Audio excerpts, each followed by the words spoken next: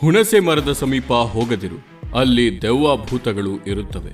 ಹೀಗೆ ನಿಮ್ಮ ಅಜ್ಜನೋ ಮುತ್ತಜ್ಜನೋ ಹೇಳಿದ ಮಾತು ನಿಮಗೆ ನೆನಪಿರಬೇಕು. ಅಂದಿನಿಂದ ಇಂದಿನವರೆಗೂ ಹುಣಸೆ ಮರ ಎಂದರೆ ದೆವ್ವ ಭೂತಗಳ ವಾಸಸ್ಥಾನ ಎಂಬುದು ವಾಡಿಕೆಯಾಗಿದೆ. ಯಾರನ್ನೇ ಕೇಳಿದರೂ ಹುಣಸೆ ಮರದ ಬಳಿ ಸಾವನ್ನಪ್ಪಿದ ದೆವ್ವ ಭೂತಗಳ ಅನುಭವ ಆದ ಕಥೆಗಳನ್ನ ಹೇಳಿಯೇ ಹೇಳಿರುತ್ತಾರೆ. ಅಷ್ಟಕ್ಕೂ ಹುಣಸೆ ಮರದ ಅಡಿ ದೆವ್ವ ಭೂತಗಳು ಇರಲು ಕಾರಣವೇನು ಎಂಬ ಪ್ರಶ್ನೆ ನಮ್ಮನ್ನ ಕಾಡುತ್ತಲೇ ಇರುತ್ತದೆ. ಅಷ್ಟೇ ಅಲ್ಲ, ಅರಳಿ ಮರ ಎಂದರೆ ದೇವರ ವಾಸಸ್ಥಾನ ಎಂಬ ವಾಡಿಕೆಯೂ ಇದೆ. ಅರಳಿ ಮರ ಇರುವ ಹೆಚ್ಚು ಜಾಗಗಳಲ್ಲಿ ದೇವಸ್ಥಾನವೋ ನಾಗರಕಟ್ಟೆಯೋ ಇದ್ದೇ ಇರುತ್ತದೆ. ಹೌದು, ಅರಳಿ ಮರದ ಕೆಳಗೆ ದೇವರಿರಲು, ಹುಣಸೆ ಮರದ ಕೆಳಗೆ ದೆವ್ವಗಳಿರಲು ಕಾರಣವೇನು?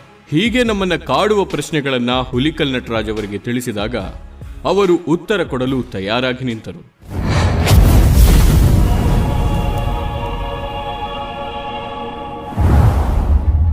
ಪ್ರಿಯ ವೀಕ್ಷಕರೇ, ಈ ವಾಹಿನಿಯಲ್ಲಿ ಪ್ರಸಾರವಾಗುವ ವಿಡಿಯೋಗಳು ಯಾವುದೇ ಧರ್ಮ, ಜಾತಿ, ವ್ಯಕ್ತಿಯನ್ನು ಪ್ರತಿನಿಧಿಸುವುದಿಲ್ಲ ಹಾಗೂ ಯಾವುದೇ ಧರ್ಮ, ಜಾತಿಯ ವಿರುದ್ಧವೂ ಅಲ್ಲ. ಈ ವಾಹಿನಿಯ ವಿಡಿಯೋ ಮೂಲಕ ಯಾವುದೇ ವೈಯಕ್ತಿಕ ನಂಬಿಕೆ ಹಾಗೂ ಭಾವನೆಗಳಿಗೆ ಧಕ್ಕೆ ತರುವ ಉದ್ದೇಶವಿರುವುದಿಲ್ಲ. ಒಂದು ವೇಳೆ ಮೇಲ್ಕಂಡ ಯಾವುದೇ ವಿಷಯಕ್ಕೆ ಧಕ್ಕೆ ಬಂದಲ್ಲಿ ಅದು ನಮ್ಮ ಉದ್ದೇಶವೂ ಅಲ್ಲ, ನಾವು ಜವಾಬ್ದಾರರೂ ಅಲ್ಲ. ಈ ವಿಡಿಯೋಗಳ ನಿಜವಾದ ಉದ್ದೇಶ ಸಮಾಜದಲ್ಲಿನ ಮೂಢನಂಬಿಕೆಗಳನ್ನು ಹೋಗಲಾಡಿಸಿ ದೇವರು ಹಾಗೂ ಧರ್ಮದ ಹೆಸರಿನಲ್ಲಿ ಸಾರ್ವಜನಿಕರಿಗೆ ಮೋಸ ಮಾಡುವ ವ್ಯಕ್ತಿಗಳ ನಿಜ ಸ್ವರೂಪವನ್ನು ಬಯಲಿಗೆ.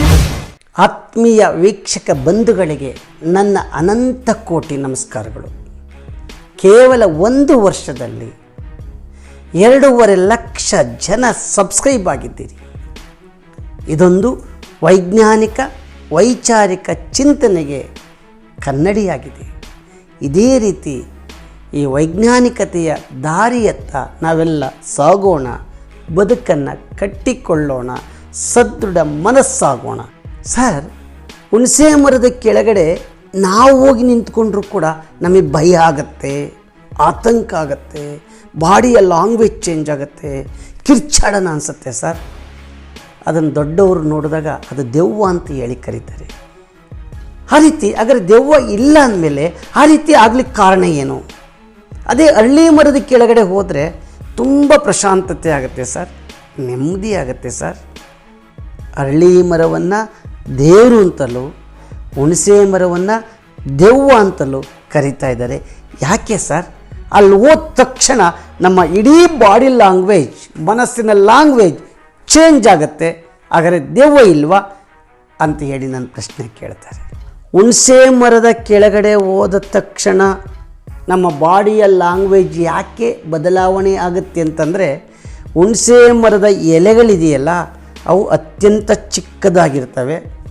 ಫೋಟೋಸಿಂಥಸಿಸ್ ಕ್ರಿಯೆ ಅತಿ ಕಡಿಮೆ ನಡೆಯುತ್ತೆ. ಆಕ್ಸಿಜನ್ ಅತಿ ಕಡಿಮೆಯಲ್ಲಿ ಬಿಡುಗಡೆಯಾಗುತ್ತೆ. CO2 ಹೆಚ್ಚು ಬಿಡುಗಡೆಯಾಗುತ್ತೆ. ಯಾವಾಗ CO2 ಹೆಚ್ಚು ಬಿಡುಗಡೆಯಾಗುತ್ತೆ ಅದು ಭಾರ ಇರುತ್ತೆ. ಹುಣಸೆ ಮರದ ಕೆಳಗಡೆ ಭಾರ ಇರೋದ್ರಿಂದ ನಾವು ಕೆಳಗಡೆ ಇದ್ದಾಗ ಆ CO2ವನ್ನು ನಾವು ಹೆಚ್ಚು ಸೇವಿಸ್ತೀವಿ. ಸೇವಿಸಿದಾಗ ಬ್ರೈನಲ್ಲಿ ಕೆಮಿಕಲ್ಸ್ ಇಂಬ್ಯಾಲೆನ್ಸ್ ಆಗಿ, ಹಾರ್ಮೋನ್ಸ್ಗಳ ವ್ಯತ್ಯಾಸ ಆಗಿ ಇಡೀ ಬಾಡಿ ಲ್ಯಾಂಗ್ವೇಜ್ ಬದಲಾವಣೆಯಾಗುತ್ತೆ. ಇದನ್ನು ಅವರು ದೆವ್ವ ಅಂತ ಅಂತಾರೆ. ಇದು CO2ವಿನ ಕಾರಣದಿಂದ ಈ ರೀತಿ ಆಗುತ್ತೆ ಅನ್ನೋದು ವೈಜ್ಞಾನಿಕವಾಗಿ ಸತ್ಯ. ಅರಳಿ ಮರದ ಎಲೆಗಳಿವೆಯಲ್ಲ, ಆ ಎಲೆಗಳು ಅಗಲವಾಗಿರ್ತವೆ ಮತ್ತು ದಟ್ಟವಾಗಿರ್ತವೆ. ಅರಳಿ ಮರದ ಎಲೆಗಳ ಕೆಳಗಡೆ ಆಕ್ಸಿಜನ್ ಹೆಚ್ಚು ಬಿಡುಗಡೆಯಾಗುತ್ತೆ. ಅದು ಮೇಲಕ್ಕೆ ಹೋಗಿದಾಗ ಆ ಎಲೆಗಳು ಕೆಳಗಡೆನೇ ತಳ್ತವೆ, ಮೇಲಕ್ಕೆ ಹೋಗಲ್ಲ, ಯಾಕೆಂದರೆ ಹಗುರವಾಗಿರುತ್ತೆ.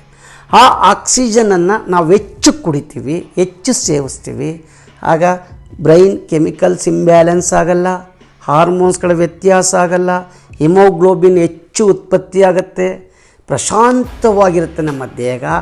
ದೇಹ ಪ್ರಶಾಂತವಾಗಿದ್ದಾಗ ಮನಸ್ಸು ಕೂಡ ಪ್ರಶಾಂತವಾಗಿರುತ್ತೆ. ಈ ರೀತಿ ಆ ಫೋಟೋಸಿಂಥಸಿಸ್ ಕ್ರಿಯೆಯಿಂದ ಆಕ್ಸಿಜನ್ ಹೆಚ್ಚು ಬಿಡುಗಡೆ ಆಗೋದ್ರಿಂದ ನಮಗಲ್ಲಿ ಮನಸ್ಸು ಮತ್ತು ದೇಹ ತಣ್ಣಗಿರುತ್ತೆ. ಅದಕ್ಕೆ ಅರಳಿ ಮರವನ್ನು ದೇವರು ಅಂತಲೂ ಹುಣಸೆ ಮರವನ್ನು ದೆವ್ವ ಅಂತಲೂ ಕೂಡ ಕರೀತಾರೆ. ಆದರೆ ಆಗಿನ ಸನ್ನಿವೇಶಕ್ಕೆ ನಮಗೆ ವಿವರಣೆಯನ್ನು ಕೊಡಲಿಕ್ಕೆ ಸಾಧ್ಯ ಆಗದಲ್ಲೇ ಇದ್ದಾಗ ನೆಗೆಟಿವ್ ಆ್ಯಂಡ್ ಪಾಸಿಟಿವ್, ನಕಾರಾತ್ಮಕ ಮತ್ತು ಸಕಾರಾತ್ಮಕ ಚಿಂತನೆಗಳು, ದುರ್ಬಲ ಮತ್ತು ಭಯ, ಆ ಭಯವನ್ನೇ ದೆವ್ವ ಅಂತ ಹೇಳಿ, ಪ್ರಶಾಂತತೆಯನ್ನು ಸದೃಢವನ್ನು ದೇವರು ಅಂತ ಹೇಳಿ ಕರಿತೀವಿ. ಇದು ನಮ್ಮ ಮನಸ್ಸಿನ ಮೇಲೆ ಉಂಟಾಗುವಂಥ ಕ್ರಿಯೆ. ನಮ್ಮ ದೇಹದಲ್ಲಿ ಅಥವಾ ಮನಸ್ಸಿನಲ್ಲಿ ನಕಾರಾತ್ಮಕ ಮತ್ತು ಸಕಾರಾತ್ಮಕ ಹೇಗೆ ಚಿಂತನೆ ಮಾಡ್ತೀವಿ, ಹಾಗೆ ದುರ್ಬಲ ಮತ್ತು ಪ್ರಬಲವಾದ ಮನಸ್ಸು ಇದ್ದೇ ಇರುತ್ತೆ. ಹಾಗೆ ಪ್ರಕೃತಿಯಲ್ಲೂ ಕೂಡ ಮನುಷ್ಯನ ದೇಹ ಮತ್ತು ಮನಸ್ಸಿಗೆ ಉಪಯೋಗವಾಗದಲ್ಲಿ ಇರುವಂತಹ ಮರಗಳು ಇರುತ್ತವೆ. ಉಪಯೋಗವಾಗದಲ್ಲಿ ಇರತಕ್ಕಂಥ ಮರಗಳನ್ನು ಆಗಿನ ಸನ್ನಿವೇಶಕ್ಕೆ ದೆವ್ವ ಅಂತ ಕರೆದ್ರು, ಉಪಯೋಗವಾಗುವ ಮರಗಳನ್ನು ಆಗಿನ ಸನ್ನಿವೇಶಕ್ಕೆ ದೇವರು ಅಂತ ಕರೆದ್ರು. ನಾವು ಹೇಗೆ ಕಾಣ್ತೀವಿ ಅದರ ಮೇಲೆ ನಿಂತಿರುತ್ತೆ ಸ್ನೇಹಿತರೆ. ನಮಗೆ ಇಡೀ ಪ್ರಕೃತಿ ಒಂದಲ್ಲ ಒಂದು ಕಾರಣಕ್ಕೆ ಬೇಕಾಗಿರುತ್ತೆ. ಅದನ್ನು ಹೇಗೆ ಬಳಸ್ಕೊಳ್ತೀವಿ, ಹೇಗೆ ಉಳಿಸ್ಕೊಳ್ತೀವಿ ಅನ್ನೋದು ನಿಮ್ಮ ನಡುವೆ ಬಿಟ್ಟಂಥ ವಿಷಯ. ಪ್ರಕೃತಿಯಲ್ಲಿ ದೊರೆಯುವಂತಹ ಪ್ರತಿಯೊಂದು ಮರವೂ ಕೂಡ ಒಂದಲ್ಲ ಒಂದು ರೀತಿಯಲ್ಲಿ ಮನುಷ್ಯನಿಗೆ ಪೂರಕವಾಗಿದ್ದೇ ಇರ್ತವೆ. ನಾವು ಹೇಗೆ ಬಳಸ್ಕೊಳ್ತೀವಿ ಅನ್ನೋದ್ರ ಮೇಲೆ ನಿಂತಿರುತ್ತೆ. ಅಲ್ಲಿ CO2 ಬಿಡುಗಡೆ ಆದಾಗ ಅದರಿಂದ ದೂರ ಇರಬೇಕಾಗತ್ತಷ್ಟೇ. ಇಲ್ಲಿ ಆಕ್ಸಿಜನ್ ಬಿಡುಗಡೆ ಆಗುತ್ತೆ, ಅದನ್ನು ಬಳಸಿಕೊಳ್ಳುವಂಥ ಕ್ರಿಯೆ ಬೇಕು. ಹಾಗಾದರೆ ಹುಣಸೆ ಮರಗಳು ಬೇಡ, ಅರಳಿ ಮರಗಳು ಬೇಕಾ? ಇಲ್ಲ, ಅರಳಿ ಮರಗಳು ಬೇಕು, ಹುಣಸೆ ಮರಗಳು ಬೇಕು. ಯಾಕೆಂದರೆ ಹುಣಸೆ ಮರ ಟಾಟಾರಿಕ್ ಆಮ್ಲವನ್ನು ಉಂಟು ಮಾಡುತ್ತೆ, ಹುಣಸೆ ಹಣ್ಣನ್ನು ಕೊಡುತ್ತೆ. ನಮ್ಮ ದೇಹಕ್ಕೆ ಸವಿಲಿಕ್ಕೆ ಆ ಹಣ್ಣು ಬೇಕಾಗತ್ತೆ.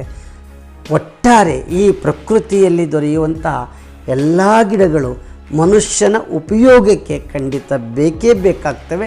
ನಾವು ಹೇಗೆ ಉಪಯೋಗಿಸ್ಕೊಳ್ಬೇಕು, ಯಾವ ರೀತಿ ಉಪಯೋಗಿಸ್ಕೊಳ್ಬಾರ್ದು, ಉಪಯೋಗಿಸ್ಬೋದು ಅನ್ನೋದು ನಮ್ಮ ಮತ್ತು ನಿಮಗೆ ಬಿಟ್ಟಂಥ ವಿಷಯ. ಈ ವಿಡಿಯೋಗಳು ಮನರಂಜನೆಗೋಸ್ಕರ ಅಲ್ಲ, ಜನಜಾಗೃತಿಗಾಗಿ. ಈ ವಿಡಿಯೋಗಳಿಂದ ಎಷ್ಟೋ ಜನರು ಜೀವ ಉಳಿಸಿಕೊಂಡಿದ್ದಾರೆ, ಎಷ್ಟೋ ಮೋಸಗಾರರ ಬಣ್ಣ ಬಯಲಾಗಿದೆ. ನನ್ನ ಇಡೀ ಪ್ರಾಣವನ್ನು ಒತ್ತೆ ಇಟ್ಟು ಈ ವಿಡಿಯೋಗಳನ್ನು ಮಾಡ್ತಾ ಇದ್ದೀನಿ. ನೀವು ಮಾಡಬೇಕಾದಿಷ್ಟೇ, ಈ ವಿಡಿಯೋಗಳನ್ನು ನೀವು ನೋಡಿದ್ದಂದರೆ ಮನೆಗಳಿಗೆ ಹಳ್ಳಿಗಳಿಗೆ ಕಳಿಸ್ಕೊಡ್ಬೇಕಾಗಿದೆ. ನನ್ನ ಹೋರಾಟದೊಂದಿಗೆ ನೀವು ಕೈ ಜೋಡಿಸಿ. ನಮಸ್ಕಾರ.